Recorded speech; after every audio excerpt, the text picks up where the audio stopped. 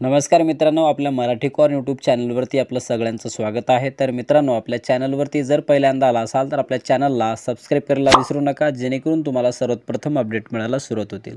तर मित्रांनो, आज आपण एक खास करून महत्त्वपूर्ण व्हिडिओ पाहणार आहोत की एक नवीन जी.आर. राज्य शासनाकडून प्रविष्ट करण्यात आलेला आहे आणि या जी.आर. अंतर्गत 2020 आणि 22 मध्ये ज्या काही नैसर्गिक आपत्तीमुळे मोठं नुकसान शेतकऱ्यांना झालेलं होतं, त्यांना एक मोबदला याच्या माध्यमातून मिळणार आहे। तर याबद्दलची माहिती आपण संपूर्ण आपल्या या व्हिडिओमध्ये बघितलेली आहोत। तर नक्की आपला व्हिडिओ शेवटपर्यंत बघायला विसरू नका। तर चला मित्रांनो, व्हिडिओला सुरुवात करूया।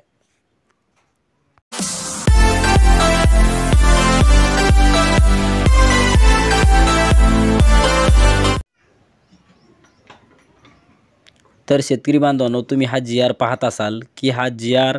राज्यात सन 2020 ते 2022 या कालावधीत नैसर्गिक आपत्तीमुळे झालेल्या शेती पिकाच्या व इतर मालमत्तेच्या नुकसानीपोटी बाधितांना मदत वाटप करण्यासाठी निधी वितरित करण्यास मान्यता देण्याबाबतचा हा जी.आर. आहे।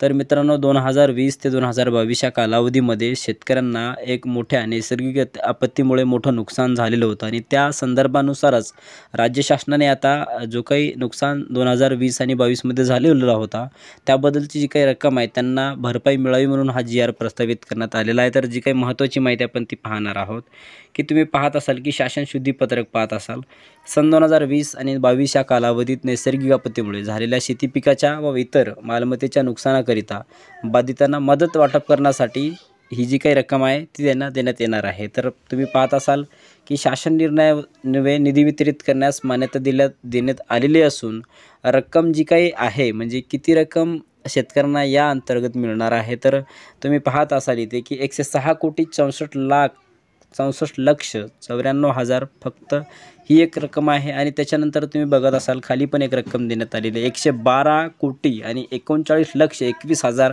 फक्त एवढी जी काही रक्कम आहे त्या शेतकऱ्यांना देण्यात येणार आहे।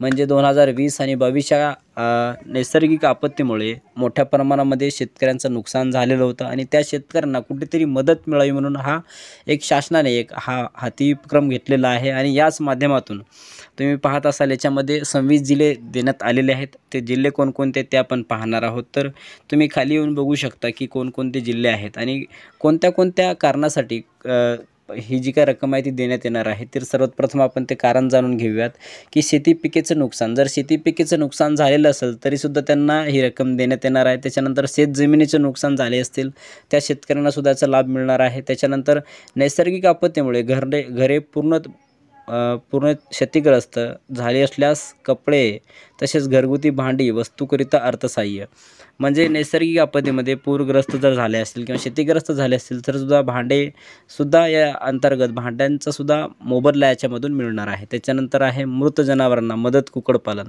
ज्या नैसर्गिक आपत्तीमुळे जर तुमचं जनावर वगैरे मृत झाले असतील तर त्याचीसुद्धा रक्कम देण्यात येणार आहे।